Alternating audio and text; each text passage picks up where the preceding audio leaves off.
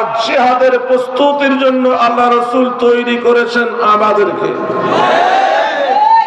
আমি বলি দুইটা জামাত রাসূল সাল্লাল্লাহু আলাইহি সাল্লামের হাতে গড়া, এক সাহাবায়ে কেরামের জামাত, আরেক দেওবন্দি কওমি জামাত। কারণ দেওবন্দি মাদ্রাসা কওমি প্রথম মাদ্রাসা দারুল উলুম দেওবন্দ নবীজির ইশারায় প্রতিষ্ঠিত হয়েছে। এটা আজীব ঘটনা। শরফুদ্দীন রহমতুল্লাহি আলাইহি ইশারের নামাজের পরে বাড়িতে যাবেন, এমন সময় এক ছাত্র তরকারির পেয়ালা নিয়ে আসছে। কথা বলেন। এক সময় আমাদের অবস্থা এমন ছিল, হাটহাজারী মাদ্রাসা যে ডাইল দেওয়া হতো, ডাইল দিয়ে ওযু জায়েজ ছিল। কথা বলে না। অর্থাৎ ডাইলটা যে একটু ঘন করে দেবে অতদূর সামর্থ্য মাদ্রাসার ছিল না। এখন দেওবন্দের তরকারি হলুদ মরিচ কম, তরকারির নিচে পড়ে আসে, উপরে সাদা পানি ভাসতেছে। এই ছাত্র শরফুদ্দীন রহমতুল্লাহ আলাইহিকে পেয়ালা দেখে বলতেছে, হযরত আমরা কি মানুষ না? আমাদেরকে পাইছেন, যা মনে চায় তাই খাওয়াবেন, এই তরকারি দিয়ে কি খাওয়া যায়? এই বলে পেয়ালা ছুঁড়ে মারছে, তরকারি সহ পেয়ালা ছুঁড়ে মারছে। শরফুদ্দীন রহমতুল্লাহ আলাইহি চিৎকার দিয়ে বলেন, এই তুই কে? তুই তো দেওবন্দের ছাত্র না। এই কে আছো? মাদ্রাসার ভর্তি রেজিস্ট্রার আনো। আমি চ্যালেঞ্জ দিলাম, এটা দেওবন্দের ছাত্র না।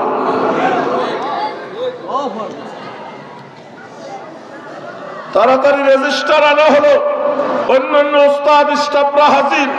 রেজিস্টার খুঁজে দেখা গেল ওই ছেলের নাম ভর্তি রেজিস্টারে নাই। কথা বলেন, ভর্তি রেজিস্টারে নাই। সবাই অবাক, এই ছেলে যে দেওবন্দের ছাত্র নয়, এটা আমরা রেজিস্টার দেখে জানলাম, আর আপনি না দেখে কেমনে চ্যালেঞ্জ দিলেন যে এর নাম রেজিস্টারে নাই?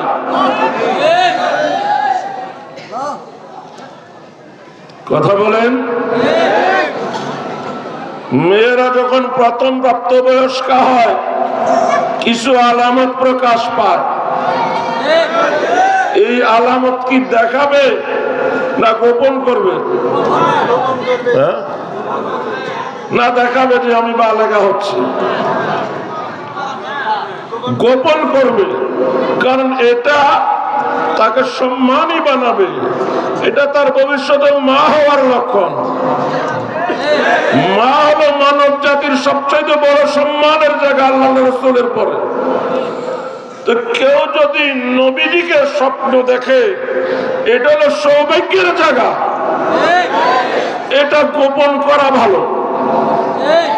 কি গোপন করলে বারবার দেখবে, প্রকাশ করলে এটা ছুটে যাবে। এখন শরফুদ্দীন রহমতুল্লাহ আলাইহি বলেন, যিনি দেখাইছেন তিনি প্রকাশ করছেন, আমি কি করব?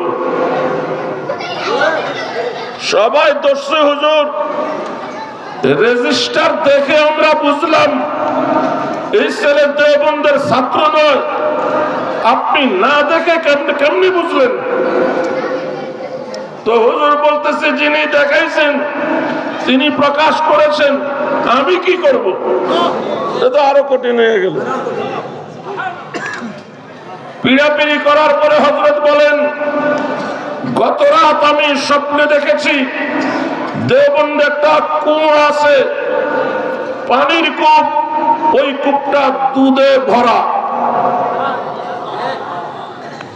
কূপের এক পাশে বসে আছেন আল্লাহর রাসূল সাল্লাল্লাহু আলাইহি সাল্লাম, আর লক্ষ লক্ষ তোলাবাদের লম্বা লাইন, প্রত্যেকের হাতে ভাণ্ড, কারো হাতে বড়, কারো হাতে মাঝারি, কারো হাতে ছোট। আল্লাহ রাসূল ওই কূপ থেকে দুধ তুলে তুলে দিচ্ছেন। ওই লাইনে আমি যাদেরকে দেখেছি, এই ছেলেকে দেখি নাই। কথা বলেন। এই জন্য আমি চ্যালেঞ্জ দিয়েছি, এই ছেলে দেওবন্দের ছাত্র নয়। প্রশ্ন করা হলো, হযরত দেওবন্দে কয়েকশো ছাত্র, অথচ আপনি বলছেন লক্ষ লক্ষ তোলাবাদের লাইন, এটা কি? হযরত বলেন, দেওবন্দে যত ছাত্র আছে কিয়ামত পর্যন্ত হবে, দেওবন্দি আকীদা বিশ্বাসের যত মাদ্রাসা পৃথিবীতে হবে, ওইসব মাদ্রাসায় যত ছাত্র হবে, প্রত্যেকের রূহানি জগতে আসে, আল্লাহ সেখান থেকে শারীরিক রূপ দিয়ে আলমে আরওয়াহ থেকে আলমে মিসাল বানিয়ে নবীজির মুবারক হাত থেকে ওই দুধ গ্রহণ করার জন্য লাইনে দাঁড় করিয়ে দিয়েছেন। ও বন্ধুরা, যারা দেওবন্দি মাদ্রাসায় পড়ে আলেম হয়েছেন, যারা হওয়ার অপেক্ষায় আছেন, আল্লাহর কসম ওই নবীজির মুবারক হাতে রূহানি ভাবে ওই দুধ গ্রহণ করার কারণে এখানে এসেছেন। এজন্যই বলছি, দেওবন্দি কওমি উলামা তোলাবা নবীর হাতে গড়া মুজাহিদ। বলুন, আফগানিস্তান থেকে হবে 7 জন, অন্য জায়গা থেকে হবে 2 জন, 9 জনের সব অনারব, আরবি নয়। অনারবরাই কওমি দেওবন্দি মাদ্রাসায় পড়ে, এরাই মুজাহিদ হওয়ার যোগ্যতা রাখে, কারণ এরা নবীজির হাতে গড়া। বলুন, আফগানিস্তান থেকে যদি 7 জন হয়, কারা হতে পারে? তালিবান। কারা? তালেবান। তালেবান কারা? তালেবান হচ্ছে 100% দেওবন্দি কওমি উলামায়ে কেরামের জামাতের নাম। 100% তালেবান কওমি দেওবন্দি। তাহলে ইমাম মাহদির প্রধান সহকারী 9 জনের মধ্যে 7 জন হবে দেওবন্দি। তো আমরা কি বাদ যাব? আমরা কি বাদ যাব? পৃথিবীতে সবাই নিজ নিজ স্বপ্ন দেখে। কথা বলেন না? সবাই নিজ নিজ স্বপ্ন দেখে। এই স্বপ্ন দেখার অধিকার সবার আছে। মাদ্রাসা প্রতিষ্ঠাতা পরিবারের সদস্য, উনি ওনার স্বপ্নের কথা বলছেন, আমরা আমাদের স্বপ্নের কথা বলবো। ইউনূস সরকারের পরে যে সরকার আসবে, এটা হবে বাংলাদেশী ইমারত ইসলামিয়ার সরকার। এজন্য আমাদেরকে কাজ করতে হবে। কওমি উলামা তোলাবা জনতা, কথা বলেন, কওমি উলামা তোলাবা জনতা ঐক্যবদ্ধ হয়ে আমাদেরকে কর্ম করতে হবে, কাজ করে যেতে হবে, যাতে আগামী যে সরকার আসে সেটা ইমারত ইসলামিয়ার সরকার হয়। কার কার হিম্মত আছে হাত জাগা?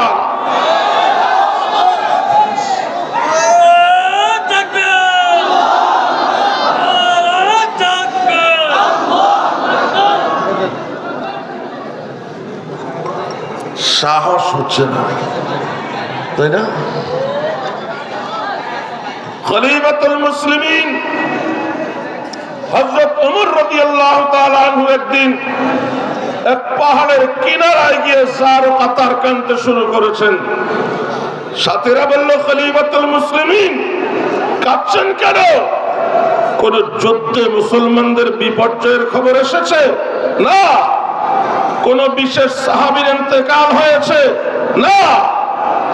শারীরিক কোন সমস্যা? তাও না। তাহলে কেন কাঁদছেন? খলিফাতুল মুসলিমিন হযরত ওমর রাদিয়াল্লাহু তাআলা আনহু বলেন, আমার অতীত স্মরণ হয়েছে। কথা বলেন, অতীত স্মরণ হয়েছে। কিসের অতীত? আমার বয়স যখন 22-23 বছর, টকবকে যুবক, তখন এই পাহাড়ে বকরি চড়াতে আসতাম। প্রতিদিন 2-4টা বকরি বাঘ ভাল্লুকে খেয়ে ফেলতো। সন্ধ্যায় যখন বকরির পাল নিয়ে বাড়িতে যেতাম, বাবা বকরিগুলো গনে যখন দেখতো 2-4টা কম আছে, তখন আমাকে পিটাইতো, কিল ঘুষি দিত, সর থাপ্পড় দিত, আর বলতো, ওমর তোর জীবন চলবে কি করে, কয়েকটা বকরি সামলাতে পারিস না। ওমর বলে, আমি তো সে ওমর যে কয়েকটা বকরি সামলাতে পারতাম না, অথচ আজ অর্ধ পৃথিবী সামলাচ্ছে। শুধু পৃথিবীর মানুষ নয়, মাটি ওমরের কথা শুনে, বাতাস ওমরের কথা শুনে, পানি ওমরের কথা শুনে, আগুন ওমরের কথা শুনে। শুধু মানুষের উপর রাজত্ব, আনাসের আরবার উপরে ওমরের রাজত্ব। মদিনায় ভূমিকম্প হচ্ছে, ভূমিকম্প হলে মানুষ ছুটাছুটি করে না, মদিনার মানুষ ছুটাছুটি করছে। হযরত ওমর পা দিয়ে জমিনে আঘাত করেছে, জমিন কাঁপছিস কেন? আমি কি তোর উপরে ইনসাফ করি নাই? কি বুঝলেন? জমিনকে বলতেছে, জমিন তুই কাঁপছিস কেন? আমি যে জমিন উপরে ক্ষমতা চালাচ্ছি, আমি কি ইনসাফ করি নাই? ওমরের এক লাথিতে জমিন স্থির হয়ে গেছে। আজ পর্যন্ত সারা দুনিয়ায় কমবেশ ভূমিকম্প হয়, 1000 বছরের মধ্যে মদিনায় কখনো ভূমিকম্প হয় না। ওমরের এক লাথি। কথা বলেন। মদিনার থেকে 1500 কিলোমিটার দূরে মুজাহিদরা গিয়েছে লড়াই করার জন্য, জিহাদ করার জন্য। মুসলমানেরা যেই পাহাড়ে, ওই পাহাড়ের ওই পারে সৈন্যরা, শত্রু সৈন্য ওট পেতে আসে, একটু সামনে অগ্রসর হলেই ধরবে। ওমর বুঝতে পেরে মসজিদে নববীর মিম্বার থেকে চিৎকার করে উঠল, ইয়া সারিয়াতাল জাবাল, ইয়া সারিয়াতাল জাবাল, ও মুসলিম সৈন্যবাহিনী, সামনের পাহাড়ের ব্যাপারে সতর্ক হও। মদিনায় চিৎকার দিয়েছে, 1500 কিলোমিটার দূরে মুজাহিদরা শুনতে পেয়েছে। মোবাইলে বলছিল, মেসেঞ্জারে বলছিল, হোয়াটসঅ্যাপে বলছিল, টেলিফোনে বলছিল। কেমনে শুনলো? বাতাস ওমরের কণ্ঠ তাদের কান পর্যন্ত পৌঁছে দিয়েছে। বাতাস ওমরের গোলামি করেছে। মিশরের লম্বা করে বলার সময় নেই, নীল নদীতে পানি আসে না, একজন যুবতীকে নদীতে উৎসর্গ করা লাগে। মুসলমানদের হাতে যখন আসলো মিশর,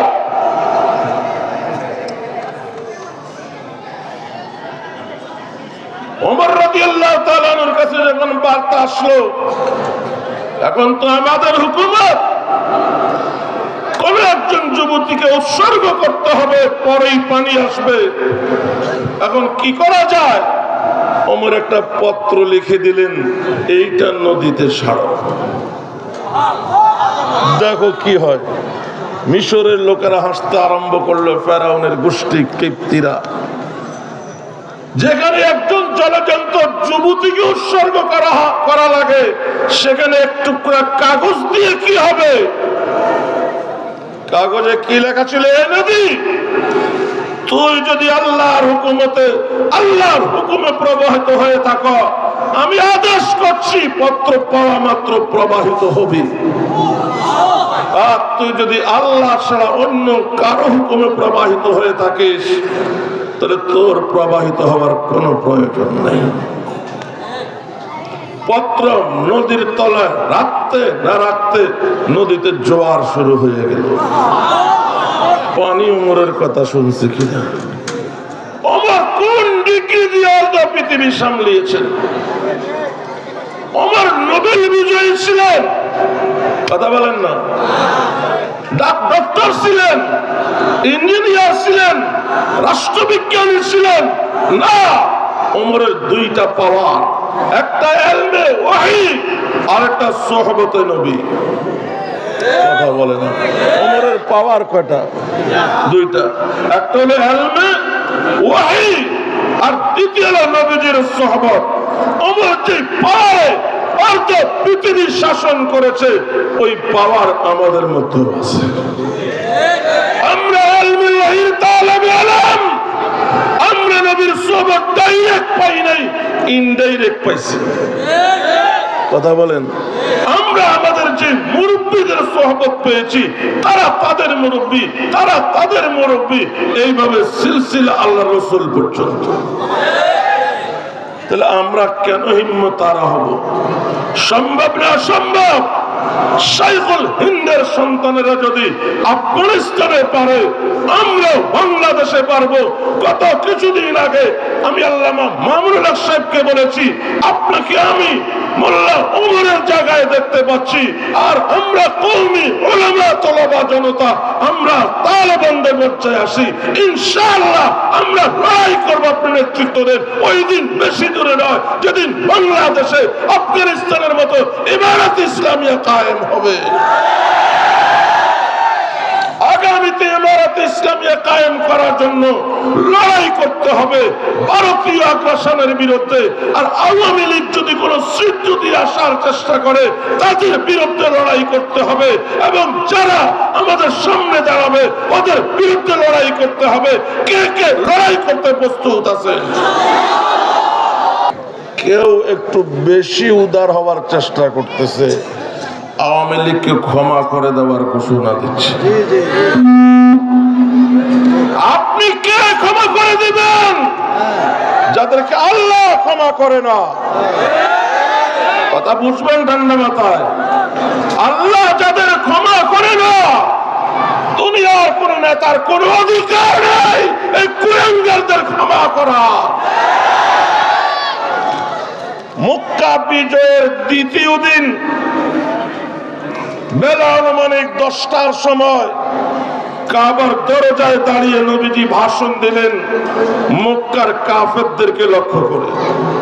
কাদেরকে লক্ষ্য করে? সকল কাফেরকে অভয় দিয়ে কাবার সামনে উপস্থিত করা হলো। নবীজি তাদেরকে বললেন, ও মক্কাবাসী, স্মরণ করো তোমরা তোমাদের অতীতকে। তোমরা কারা?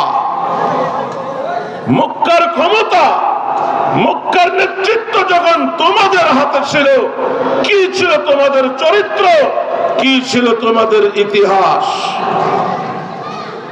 নবীজি বলেন, তোমরাই তো তারা যারা আমার প্রিয় সাহাবী বিলাল রাদিয়াল্লাহু তাআলা আনহুকে উত্তপ্ত বালির উপর শোয়ায়া বুকে পাথর চাপা দিয়ে টানা হেঁচড়া করেছো। তোমরাই তো তারা যারা আমার প্রিয় সাহাবী খাব্বাব রাদিয়াল্লাহু তাআলা আনহুকে জ্বলন্ত আগুনের কয়লার উপর শোয়ায়া রাখতা, যার পিঠের চামড়া, গোশত, চর্বি গলে আগুন নিভে যেত, তোমাদের দয়া হতো না। তোমরাই তো তারা যারা কাবার পাশে সাজদারত অবস্থায় আমার পিঠে উটের নাড়িভুড়ি তুলে দিয়েছিলে, আমার শ্বাস প্রশ্বাস বন্ধ হয়ে আমার প্রাণ বের হওয়ার উপক্রম হয়েছে। আমার বছরের মেয়ে ফাতেমা হাত জোড় করে কাঁদছিল আর বলছিল, আমার বাবাকে বাঁচাও, আমার বাবাকে বাঁচাও। সেদিন তোমাদের কারো হৃদয়ে আমার প্রতি বিন্দু পরিমাণ দয়া হয় নাই। তোমরাই তো তারা যারা আমার প্রিয় সাহাবিয়া 90 বছর বিদ্যা মহিলা সুমাইয়া রাদিয়াল্লাহু তাআলা আনহাকে উলঙ্গ করে, বিবস্ত্র করে, চিৎ করে শোয়ায়া হাত পা কুটির সঙ্গে টান করে বেঁধে মাথা থেকে পা পর্যন্ত চাবুক দিয়ে পিটিয়ে ক্ষতবিক্ষত করেছো এবং লজ্জাস্থানে বর্ষা নিক্ষেপ করে শহীদ করেছো। তোমরা আমাকে থেকে সাহাবায়ে কেরামের এক জামাতকে 3 বছর বন্দী করে গাছের লতা পাতা খেতে বাধ্য করেছো। আমাকে, আমার সাহাবায়ে কেরামকে আমার প্রিয় মাতৃভূমি মক্কা ছেড়ে, দাদা খলিলুল্লাহ শহর ছেড়ে, কাবা ঘরের শহর ছেড়ে মদিনায় যেতে বাধ্য করেছো। মদিনায় চলার পরেও শান্তিতে থাকতে দাও নাই। কখনো বদর, কখনো উহুদ, কখনো খন্দক আমার চাচা আমির হামজার লাশ টুকরা টুকরা করেছো, বুক ছিঁড়ে কলিজা বের করে চাবিয়ে খেয়েছো, তার ঠোঁট কেটেছো, জিহ্বা কেটেছো, নাক কেটেছো, কান কেটেছো, তার শরীরের কাটা টুকরাগুলো সুতায় গেঁথে মালা বানিয়ে উহুদের ময়দানে ওই মালা গলায় দিয়ে তোমরা উল্লাস করেছো। যখন ক্ষমতা তোমাদের ছিল, আজ আমার হাতে ক্ষমতা, আজ কাবার চাবি আমার হাতে, মক্কার নেতৃত্ব আমার হাতে। আমি জানতে চাই, আমার তারাও না আন্নী ফাইলুম বিকুম, বলো আমি কি ব্যবহার করতে পারি? অপরাধীদের কাছে নবীজির প্রশ্ন। মক্কার কাফেররা হাত জোড় করে, মাথা নিচু করে রহমাতুল্লিল আলামিন নবীর কাছে রহমতের প্রত্যাশী হয়ে, দয়ালু নবীর কাছে দয়ার ভিখারি হয়ে আবেদন করলো, আনতা ইবনুন করিম ওয়া আখু ইবনিন করিম ওয়া আখুন করিম। বয়স্ক কাফেররা বলল, আপনি আমাদের সন্তান, আপনি আমাদের ভ্রাতুষ্পুত্র। সমবয়সী কাফেররা বলল, আপনি আমাদের প্রিয় ভাই। আমরা চাই সন্তান মা বাবার সঙ্গে যেই ব্যবহার করে, ভ্রাতুষ্পুত্র চাচাদের সঙ্গে যেই ব্যবহার করে, ভাই ভাইয়ের সঙ্গে যেই ব্যবহার করে, আপনি আমাদের সঙ্গে সেরকম দয়া মায়ার ব্যবহার করবেন। আল্লাহ রাসূল কি বললেন? লা তাসরিবা আলাইকুমুল ইয়াউম। আমার ভাই হযরত ইউসুফ আলাইহিস সালাম বিমাতা ভাইদের কর্তৃক নির্যাতিত ও নিপীড়িত হয়েছে এবং গোলাম হিসাবে পয়গম্বরের ছেলেকে মিশরীয় কাফেরের কাছে বিক্রয় করেছে। মিশরে যাওয়ার পরে জেল খেটেছে, এক পর্যায়ে মিশরের বাদশা হয়েছে। ওইদিকে ভাইরা অভাবের তাড়নে কাঙ্গাল হয়ে, ভিখারি হয়ে মিশরে আসলো। পরিচয় হলো মিশরের যিনি বাদশা, তিনি তাদের নির্যাতিত নিপীড়িত ভাই ইউসুফ। ভাইদের কাঁপ শুরু হয়ে গেছে, না জানি আজ আমাদের ভাগ্যে কি আসে। ইউসুফ আলাইহিস সালাম বললেন, অতীত স্মরণ করে আজ তোমাদেরকে প্রতিশোধ নেওয়া হবে না, ক্ষমা করে দিলাম। নবীজি বলেন, আমি আমার ভাই ইউসুফ আলাইহিস সালামের অনুসরণে পুরো মক্কাবাসীকে ক্ষমা করে দিলাম। আমার উপরে নির্যাতন মাফ, বিলালের নির্যাতন মাফ, সুমাইয়ার শাহাদাত মাফ, আমির হামজার লাশের টুকরা মাফ। নবীজি ক্ষমা ঘোষণা করলেন। কাবার দুয়ারে দাঁড়িয়ে আল্লাহ জিবরাইলকে পাঠালেন, সূরা আহজাবের 61 নং আয়াত নিয়ে, যাও আমার নবীকে বলো, না আপনি মক্কাবাসীকে এভাবে ক্ষমা করে দিতে পারেন না। কে বড় দয়ালু, আল্লাহ না নবী? সন্দেহ আছে? নবী রহমাতুল্লিল আলামিন, আল্লাহ রহমান ও রহিম। নবী সবাইকে ক্ষমা করে দিয়েছেন। আল্লাহ বলেন, না মালউনিন আইনামা সুকিফু উখিযু ওয়া কুতিলু তাকতিলা। এর মধ্যে কিছু কুলাঙ্গার অভিশপ্ত কাফের আছে, ওদের ক্ষমা নাই। ওদের যেখানে পাওয়া যাবে সেখানে পাকড়াও করে জবাই করে দাও। আদালত উঠাইবার কোনো প্রয়োজন নাই, যেখানে পাওয়া যাবে সেখানে জবাই। তাফসীর খুলে দেখুন, এই আয়াত নাযিল হয়েছে 16 জন কাফেরের বিরুদ্ধে। কথা বলেন, কতজনের বিরুদ্ধে? 16 জন কাফেরের বিরুদ্ধে। আল্লাহ রাসূল ক্ষমা করে দেওয়ার পরেও আল্লাহ ক্ষমা করলেন না কেন? তাদের উপরে আল্লাহর এত রাগ কেন? কথা বোঝা যাচ্ছে? আল্লাহ পাক বলেন, আমার হাবিব, আগে বুঝেন এই 16 জনের অপরাধ কি। এই 16 জন আমার আপনার নবীর বিরুদ্ধে কটূক্তি, তিরস্কার, অবমাননামূলক কবিতা লিখত। আর এদের গায়ক গায়িকাদেরকে দিয়ে ওই কবিতা মক্কার অলিতে গলিতে গানের আসর বসিয়ে পাঠ করে শোনাতো। বুঝা গেছে অপরাধ? এক কথা, এরা নবীর অবমাননাকারী। কথা বলে না, এরা নবীর অবমাননাকারী। বলুন, আল্লাহ বলেন বিলালের নির্যাতন ক্ষমা করেছেন, আমার আপত্তি নাই। খাব্বাবের নির্যাতন ক্ষমা করেছেন, আমার আপত্তি নাই। সুমাইয়ার শাহাদাত ক্ষমা করেছেন, আমার আপত্তি নাই। আমির হামজার লাশের টুকরা ক্ষমা করেছেন, আমার আপত্তি নাই। আপনার উপরে, সাহাবাদের উপরে যত জুলুম চলেছে সব ক্ষমা করে দিয়েছেন, আমার কোনো আপত্তি নাই। আমি আপনাকে রাহমাতুল লিল আলামিন বানিয়েছি, আপনি ক্ষমা করবেন, এটা আপনার শান, এটা আমারও ভালো লাগে। কিন্তু আপনাকে যারা অবমাননা করেছে আমার আদালতে তাদের ক্ষমা না। আপনাকে যারা অবমাননা করেছে আমার আদালতে তাদের ক্ষমা নাই। তাদের যেখানে পাওয়া যাবে সেখানে জবাই। বলুন, নবীকে অবমাননা করলে আল্লাহ সহ্য করে না, আমরা সহ্য করব? সবাই বলতেছেন না, আমরা সহ্য করব? কে কে সহ্য করবে না হাত উঠান।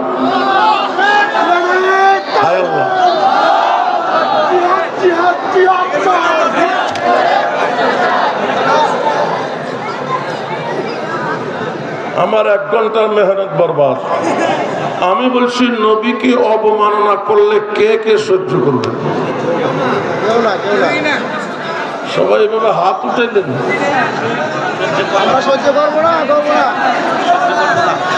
সহ্য করা যাবে? নবীকে অবমাননা করলে যখন যেখানে যার সামনে করবে মাথা উড়িয়ে দিতে হবে। বিশ্বনবীর অবমান, সেখানে আর মুসলমান বিশ্বনবীর অবমান, বিশ্বনবীর অপমান, নবীর পরে নবী নাই, নবীর পরে নবী নাই, সংসদে আইন চাই, নবীর পরে নবী নাই। জিহাদ করতে কে কে প্রস্তুত আছো? শুধু জিহাদ, শুধু জিহাদ নয়, জিহাদ করতে গিয়ে শাহাদাতের শরবত পান করতে কে কে চান হাত উঠাও। হাত নামান। এতদিন আমরা বয়ান করেছি নবীকে যারা অবমাননা করবে ওদের বিরুদ্ধে আইন করো, আইন দিয়ে ফাঁসি দাও। আজ এই বয়ান নয়, আজ বলবো যার সামনে যে নবীর অবমাননা করবে মাথা উড়িয়ে দেবেন। ওই যে নেতা বসে আছে ফাঁসির রায় ঘোষণা করবে, কোনো সমস্যা নেই। কথা কয় না, ফাঁসি হইলে সমস্যা আছে। কার কার সমস্যা আছে? নবী, খেয়াল করে, নবীরা কবরে, সাহাবারা কবরে, ওলামারা কবরে, আউলিয়ারা কবরে, মুসলিম মুমিনরা কবরে, শুধু শহীদরা জান্নাতে। কথা বলেন, বর্তমানে জান্নাতে কারা? শুধু কারা? শহীদ। আর সব কোথায়? কবরে। জান্নাতে যাবে হাসরে বিচারের পরে, হিসাব বিকাশের পরে, কিন্তু শহীদরা বিনা হিসাবে কোথায় আছে? তো আপনি শহীদ হবেন মানে জান্নাতে যাবেন, কোন সমস্যা আছে? আমি অগ্রিম বলে রাখছি, এই বক্তব্য দেওয়ার জন্য যদি ফাঁসি দিতে হয় আমাকে দেন, সমস্যা নেই। কথা বলেন। আমি একটা প্রশ্ন করি, আল্লাহ যে আইন করলেন যেখানে পাওয়া যাবে সেখানে জবাই, যদি কাবার ভিতরে পাওয়া যায়,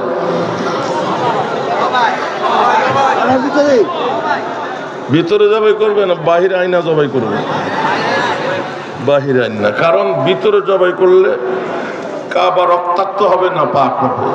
বাহিরে এনে জবাই করলে জবাইও হইল, কাবা পবিত্র রইল। তো কোনটা করবে, ভিতরে না বাইরে? বাহিরে না, আল্লাহ বলেন যেখানে পাওয়া যাবে সেখানে জবাই। কাবা রক্তাক্ত হোক পরিষ্কার করা যাবে, বাইর করলে আয়াত আমল হলো না। কথা বলেন না? আল্লাহ বলছে যেখানে পাওয়া যাবে সেখানে যাবে, আপনি বাইর করলে তো আয়াত আমল হইল না। রক্ত লাগলে পরিষ্কার করা যাবে না? পানিরা বাবা বলুন, ভিতরে পাওয়া গেলে ভিতরে যাবাই, বাইরে পাওয়া গেলে বাইরে যাবাই, হাতিমে পাওয়া গেলে সেখানে যাবাই, মাকাম ইব্রাহিমে পাওয়া গেলে সেখানে যাবাই, মুলতাজিমে পাওয়া গেলে সেখানে যাবাই, সাফা পাহাড়ে পাওয়া গেলে সেখানে যাবাই, মারওয়া পাহাড়ে পাওয়া গেলে সেখানে যাবাই। এক কথায় যেখানে পাওয়া যাবে সেখানে যাবাই। আমি যে জায়গাগুলোর নাম বলেছি এটাকে বলা হারাম শরীফ। এখানে মূসা মারা হারাম, মাছি মারা হারাম, পিঁপড়া মারা হারাম, কিন্তু ওদেরকে জবাই করা ওয়াজিব। হারাম শরীফে মশা মারা, মাছি মারা, পিঁপড়া মারা হারাম। নবীর অবমাননাকারীকে মারা ওয়াজিব। কাবার কিলা পেছায়া হজরে আসওয়াদের কিনারায় ওই 16 জনের একজন আত্মগোপন করেছে। নবীজির প্রিয় সাহাবী মুহাম্মদ ইবনে মাসলামা কাবার কিলার ভিতরে জবাই করে দিয়েছিল। যেমন আয়াত নাযিল হয়েছে তেমন আমল। আরেকজন মাকামে ইব্রাহিমের পিছনে গিয়ে আত্মগোপন করেছে নবীজির প্রিয় সাহাবী শেরে খোদা ফাতেহ খায়বার হযরত আলী রাদিয়াল্লাহু তাআলা আনহু তাকে মাকামে ইব্রাহিমে মাথা উড়াইয়া দিয়েছে। কথা বলেন, আল্লাহর কোন ঠেকা আছে নবীর কাছে?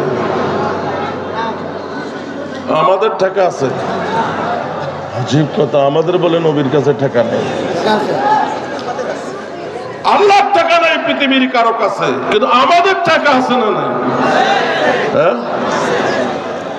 আমরা শুরুকালে মা বাবার মুহতাজ, বুড়ো কোলে সন্তানের মুহতাজ। কথা বলে না? মা কোলে নিয়ে আদর করে বড় না করলে কত কিছু হতো।